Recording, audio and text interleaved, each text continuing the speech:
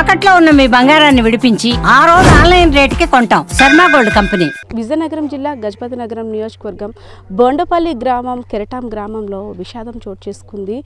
కృష్ణ అనే వ్యక్తిని సొంత మేనల్లుడు అయినటువంటి సాయి అనే వ్యక్తి అతి దారుణంగా హత్య చేసి పాతి పెట్టినట్టు ఆరోపణలు రావడంతో ఒక్కసారిగా ఇక్కడ గ్రామస్తులంతా కూడా ఉలిక్కిపడ్డారు.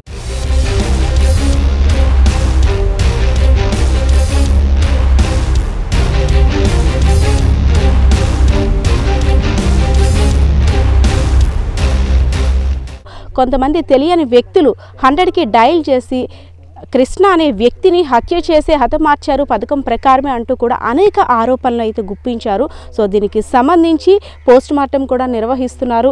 అసలు హత్య లేదంటే సాధారణ హత్య అనేక కోణాల్లో కూడా పోలీసులు దర్యాప్తు చేస్తున్నారు. సో దీనికి సంబంధించి మృతుని యొక్క భార్య కూడా మన ముందు ఉంది, మాట్లాడదాం. అమ్మా, మీ హస్బెండ్ పేరు ఏం పేరమ్మా? కృష్ణ. ఎలా చనిపోయారు? అసలు నిన్న ఏం జరిగింది? రాఖీ పండుగ రోజు సాయంత్రం 6 గంటలకి బాత్రూమ్కి వెళ్తున్నామని చెప్పేసి వచ్చేసారండి. ఇటువైపే వచ్చి 6 గంటల నుండి 12 వరకు 11:30 వరకు రాలేదండి. నేను ఫోన్ చేశాను కానీ ఎత్తలేదండి. 11:30 ఇలాగ అయ్యింది. ఆ అబ్బాయి ఒకడే వచ్చాడండి. ఎవరు? ఆ సాయి. మా ఏడ్రా అన్నానండి. నువ్వు అక్కడే వచ్చావు, మా ఏడ్ర అంతే. మా ఆయకి ఫుల్గా మందు ఎక్కువైపోయింది, అక్కడ పడుకుండిపోయాడు, నేను ఒక్కడిని తీసుకురాలేకపోతున్నా, అందుకని ఇంటిని తీసుకెళ్ళడానికి వచ్చాను జష్ గారిని అన్నాడండి. సరే అయితే అనేసి నాకు ముందు ఆకలేసేస్తుంది, కొంచెం అన్నం వేయండి అంటే మా బాబు అన్నం వేసాడు, తిన్నాడండి. తిన్న తర్వాత మా బాబుని తీసుకొని వెళ్ళాడండి. ఎక్కడికి వెళ్ళాడు? మా ఆయన్ని తీసుకురావడానికి వచ్చేసి తీసుకొని వచ్చాడండి. తీసుకొని వచ్చిన తర్వాత ఇంటికి తీసుకొచ్చినప్పుడు ఈడు ఇక్కడ అడిగాడంట, మా డాడీ ఏడు కదలలేదంటే ఫుల్ ఆన్ ఎక్కువైపోయింది, తెలియలేదు, ఇంకేటి మరి కదులుతాడు అన్నాడటండి. ఈయన గసిరేసాడట, ఎక్కువ నోరు చేయకు, నోరు మూసుకుని పదాన్ని. కామ్గా వస్తాడండి. కామ్గా వచ్చిన తర్వాత మళ్ళీ ఇంటికి వచ్చిన తర్వాత ఇంట్లో తీసుకెళ్ళిపోండి డైరెక్ట్గా.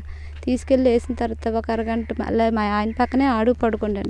ఒక అరగంట పడుకున్న తర్వాత మళ్ళీ ఊపిరి ఆడట్లేదురా మీ నాన్నకి, బయట వేసేమంతంటే మంచం వేసి బయటన మంచం వేరా మీ నాన్నకి బయటన వేసేస్తాను అన్నాడండి.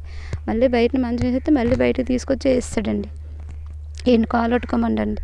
ఆడు శంకలో చేట్టుకొని తీసుకొచ్చి బయట మంచం మీద వేసాడండి. వేసిన తర్వాతే నేను అన్నానండి, అప్పుడు నేను తెలివచ్చి లెగిసానండి. లెగిసి అన్న ఇదేటి తాగేసి మత్తు ఎక్కిపోయాడు అన్నావు, మత్తులో ఉన్నాడు అన్నావు, మత్తులో వంతు మరి ఇక్కడ చీమలు పట్టేయండి, మరి చెవులు వెళ్ళి చీమలు ఎందుకు వస్తున్నాయి, అదే మనిషి కూడా అదొకలాగా ఉన్నాడు కదా అనేసి అన్నానండి. గట్టిగా అయిపోయినట్టు అలాగా బిగిసిపోయినట్టు ఉన్నాడు కదా, అంతే ఇంట్లో పద నీతో మాట్లాడుతానని ఇంట్లో మా ఇద్దరిని తీసుకొచ్చి మా పాప పడుకుందండి. మా పాప అక్కడ ఇలా కత్తెట్టాడండి. కత్తెట్టి తల్లి ముగ్గురిని నీ ముగ్గురినే కాదు మిమ్మల్ని కూడా చంపేస్తాను, ఇంకా మాట ఆడేవంతే గట్టిగా అరిసిన ఎవరికైనా చెప్పినా మిమ్మల్ని కూడా చంపేస్తాను అన్నాడండి. ఏడు జరిగిందిరా అంతే, తాగిన కాడ మా ఇద్దరికి గొడవ అయ్యింది, నేను చంపేశానని ఆడు చచ్చిపోయాడు. ఈ సాయి అనే వ్యక్తి అసలు ఏమవుతాడు? మీ కుటుంబంతో ఏంటి సొంత? అంటే మా ఆయన వాళ్ళ పెదనాన్న కూతురు కొడుకండి. ఓకే. ఏం చేస్తుంటాడమ్మా ఈ అబ్బాయి సాయి? వాళ్ళు గోపాలపట్నం అండి, అది వైజాగ్ గోపాలపట్నం ఏసీ వర్క్లో ఏవో చేస్తాడు, మాకు సరిగా తెలియదు. కాబట్టి గోపాలపట్నం అబ్బాయి అసలు ఇక్కడ ఎలా ఎందుకున్నాడు మీతో? రాఖీ పండుగ రోజు ఉదయాన్నే వస్తాడు మా ఇంట్లో. ఏ ఫంక్షన్లు అయినా ఏ కష్టమైన సుఖమైనా మేము ఫోన్ చేస్తే ఎలాగ ఉందంటే వస్తుంటాడు. మా పాప 5వ నెల మెచ్యూర్ అయింది. 6వ నెల 15 మా పాప మెచ్యూర్ కారం అయింది. మెచ్యూర్ కారం అయిన తర్వాత 18, 20 ఇద్దరు తాగుకున్న కాడ బయట అక్కడ తాగిన కాడ గొడవ అయ్యింది. గొడవ అయ్యి ఇంటికి వచ్చి ఇద్దరు గొడవ ఆడుకొని మా మరిది గారు ఎర్రోడండి అడ్డుకొని మొత్తం ఇద్దరిని కొట్టాడండి. మా మరిది గారిని మా ఆయన్ని కూడా కొట్టాడు. మా వీధంతా చూశారు. కొట్టిన తర్వాత మేము అడ్డుకున్నామండి. అడ్డుకొని మా ఆయన్ని మా మరిది గారిని కొడేస్తారండి. వీళ్ళు కొట్టారు, ఆడు కూడా ముగ్గురు కొట్టుకుంటారు. మేము బయట తీసుకొస్తాం మా ఆయన్ని మా మరిది గారిని. ఆడింట్లో నెట్టి తాళం వేస్తాము. తాళం వేసి వీళ్ళిద్దరు నేను బయటకి ఈడ్చుకొని వస్తానండి. తాళం వేసిన తర్వాత తాళంటి వాడుతుంది మనకెందుకు అనేసి అంటే మా వీధి వాళ్ళందరూ వచ్చేసి వాళ్ళ ఇంట్లో ఉండి వాళ్ళతో ఎందుకు గొడవలు అయ్యి ఆడుతున్నావు, నువ్వు ఇంట్లో నుంచి వెళ్ళిపోయి మా ఇంట్లో ఆడ ఉండొద్దు, వెళ్ళిపోమానండి, ఇప్పుడు ఇంతవరకు ఏదో అయ్యింది, ఇంకా మా ఇంటికాడ ఉండొద్దు, వెళ్ళిపోమానండి అన్న. రాఖీ పండుగ గురించి సాయి వచ్చాడు అంటే ఎప్పటికప్పుడు మీ ఇంటికి వస్తూ వెళ్తుంటాడు, దగ్గర బంధువు కాబట్టి. ఆ రోజు వెళ్ళిపోయిందండి. మళ్ళీ నిన్న రాఖీ పండుగ రోజు మా ఆయనే ఫోన్ చేశాడు నా సెల్తోటే. రాఖీ పండుగ రోజు అంటే నా కాలు ఆపరేషన్ అండి, నేను నడవలేను, మా పాప హాస్టల్లో ఉంది వేపాడ, దూరం కదా అని అక్క హాస్పిటల్ అక్క లావణ్యం తీసుకురావడానికి వెళ్తుందిరా, నువ్వు వస్తే బండి మీద తీసుకొని వెళ్ళి పాపని తీసుకొని వచ్చిద్దరు, మళ్ళీ లేకపోతే లగేజ్ అది కొట్టుకొని అక్కడ నడలేదు అన్నాడు. సరే అని చెప్పి 12 అయినప్పుడు వచ్చాడు. 12 గంటలకు వచ్చి నన్ను తీసుకొని హాస్టల్కి వెళ్ళాడు. హాస్టల్కి వెళ్ళి మా పాపని తీసుకొని వచ్చాం. 6 అయ్యింది మేము వచ్చినప్పటికి. వచ్చిన వెంటనే మమ్మల్ని ఇంటికాడ దింపేసి మేము ఇంట్లోకి వెళ్ళిపోయాం. మా పాప నేను బ్యాగులు పట్టుకొని బాత్రూమ్ కానీ వెళ్ళిపోయారు. మేము బయటకు వచ్చి చూస్తే మరి లేరు. ఇద్దరు వాష్రూమ్ కానీ వెళ్ళి అక్కడ తాగేసి గొడవ పడ్డారు. అంటే ఇక్కడ గ్రామస్తులు ఎవరో తెలియని వ్యక్తి పోలీసులకి ఇంటిమేట్ చేశారు. అది అంటే మా వాళ్ళేనండి. మా రాత్రి 9 అయినప్పుడు ఇక్కడ ఎవరో చూసారండి, మా ఊరోళ్ళు కాపోళ్ళని చూసారు. ఏరా ఇక్కడ ఉన్నారంటే తాగుతున్నామని మా ఆయన ఆడు కూడా సమాధానం చెప్పారంట. మళ్ళీ నైట్ చంపినప్పుడు కూడా మా ఊరు రాజుగారు కళ్ళం ఇటు ఉందంటండి పొలాల్లోకి వెళ్ళి వస్తుంటే చంపుతున్నాడంట ఇడు. మా ఆయన ఎవరే నన్ను వదిలేరా నన్ను ఏడ్చేయకరా అని ఏడుస్తుండంట. ఆయన ఏడు వదలలేదంట. ఇంటికి తీసుకొచ్చినప్పటికీ మీరు అంటున్నారు కదా, ఫస్ట్ ఇద్దరు బాగానే బాత్రూమ్ కానీ వెళ్ళారు, తర్వాత గొడవ పడ్డారు. ఇంటికి తీసుకొచ్చినప్పుడు మీ హస్బెండ్ మీ ఆయన గారు కృష్ణ గారికి తేడా లేదా? అంటే చనిపోయి అప్పుడు వెంటనే ఎందుకు మీరు కంప్లైంట్ ఇవ్వలేదు? అంటే మా పాప బ్యాగ్ మీద కత్తెట్టి చంపేస్తాను అన్నాడు. మా పిల్లలిద్దరిని నన్ను కూడా కంప్లైంట్ ఇస్తే చంపేస్తాను అన్నాడు. కంప్లైంట్ ఇచ్చినా బయట ఎవరితో చెప్పినా చంపేస్తాను అన్నాడు. ఎవరు అడిగినా తాగేశాడు, తాగిన మొత్తంలో చచ్చిపోయాడు. అంటే మా ఆయనకి వారం రోజులు పెట్టి బాగాలేదు, ఫీవర్, ప్లేట్లు సేవ పడిపోయి దానికి బాగలేని దాని మీద ఫుల్గా తాగాడు, అందుకే చచ్చిపోయాడేమో నాకు తెలియదు అని చెప్పు, అంతేగాని నేనే చంపానని చెప్తే ఈరోజు నేను తప్పించుకొని పారిపోయినా ఎప్పుడైనా మళ్ళీ నీ కూతురు ఎక్కడ చదువుతుందో నీ కొడుకు ఎక్కడ చదువుతుందో నాకు తెలుసు, వాళ్ళిద్దరిని చంపేస్తాను. మరి అమ్మ ఒక్కటి అంటే గ్రామస్తులు ఇచ్చిన ఇంటిమేషన్ ప్రకారం ఎవరైతే చంపాడో ఆ వ్యక్తి సాయి అనే వ్యక్తి మీ మేనల్లుడికి అత్తకి కొంత అక్రమ సంబంధం ఉంది, దానికి రిలేషన్ ఉందండి, 3 సంవత్సరాలు రిలేషన్. మరి దీని గురించి గొడవలు జరగలేదా? లేదండి. మీ ఆయనకి తెలుసా ఈ రిలేషన్ ఉన్నట్టు? తెలుసో తెలియదు కానీ గొడవలు అయితే జరగలేదు.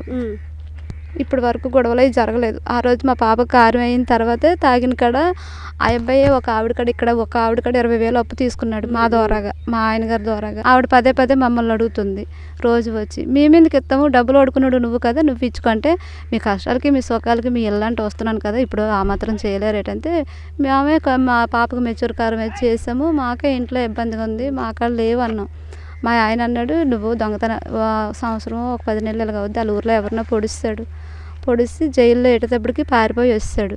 వాళ్ళ అమ్మాయేమో ఇక్కడ ఉంచమని చెప్పింది, ఇక్కడ ఉంచండి, అన్ని కొన్నాళ్ళు రానివ్వకండి, ఆ కేసు అది మొత్తం పూర్తయినా కాదు. ఇప్పుడు మేనల్లుడు అవుతాడు అంటున్నారు, సో మీకు అబ్బాయికి ఉందని మీరు ఒప్పేసుకుంటున్నారు.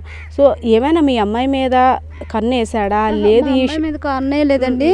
కాకపోతే మేము మాకు మామిడి తోట ఉంది, మా ఆయన ఫస్ట్ భార్య పేరుని వచ్చింది, అది ఈ మధ్యనే నేను 2 నెలలు 3 నెలలు అవుద్ది నా పేరుని మార్పించుకున్నాను. ఆ అమ్మాయికి 2,50,000 ఇచ్చి అవి బేరాలు వస్తున్నాయి. అమ్మ కానీ నాకు 10 లక్షలు ఇవ్వాలి, నువ్వు ఎంత కమ్ముతావు నాకు తెలియదు, నాకు 10 లక్షలు కావాలన్నాడు. నేనెందుకు ఇస్తాను, నా తోట నేనెందుకు ఇస్తాను అన్నాను.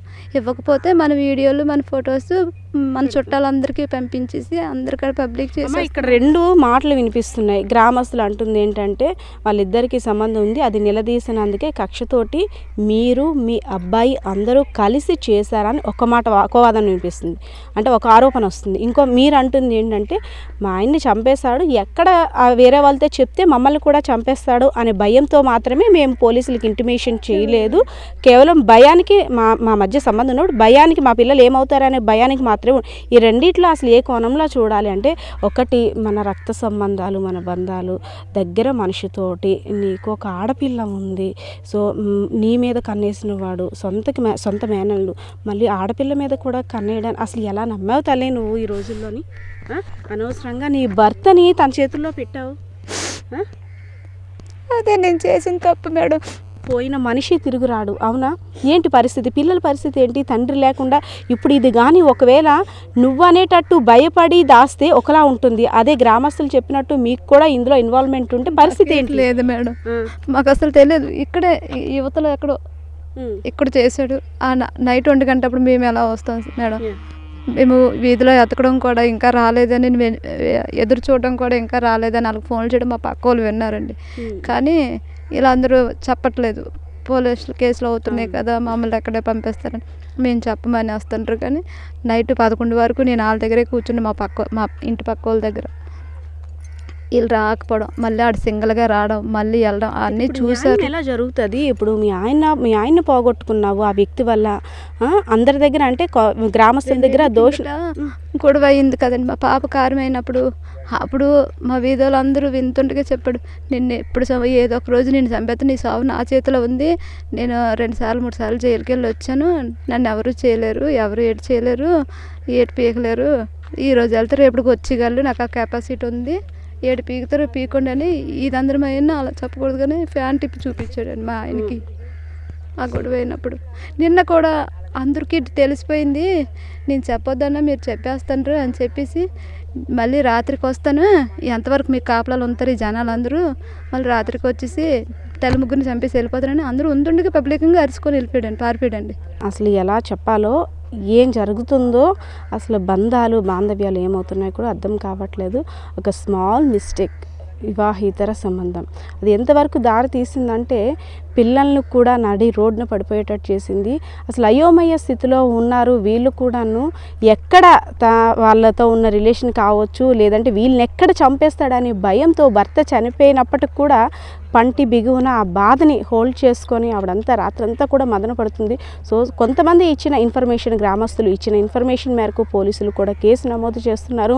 రీసెంట్గా మళ్ళీ ఎక్కడైతే శవాన్ని పూడ్చిపెట్టారో దాన్ని మళ్ళీ తవ్వి రీపోస్ట్ మార్టం కూడా చేస్తున్నారు. మరి కొన్ని విషయాలు వెలుగులోకి వచ్చే అవకాశం ఉంది. ఎవరైతే నిందితుడు సాయి ఉన్నాడో, హత్య చేసి పరారైన నిందితుడు, అంటే హత్య చేసినట్టు ఆరోపణలు వస్తున్నాయి కదా, దాని తర్వాత నిందితుడు కూడా పరారయ్యాడు. సో ఆ నిందితుడు అదుపులోకి తీసుకున్న తర్వాతనే మరికొన్ని విషయాలు కూడా వెల్లడించే అవకాశం ఉన్నట్టు పోలీసులు కూడా తెలుపుతున్న పరిస్థితి అయితే ఇక్కడ ఉంది. కెమెరా పర్సన్ బాలకిషోర్తో పద్మ, సుమన్ టీవీ, విజయనగరం.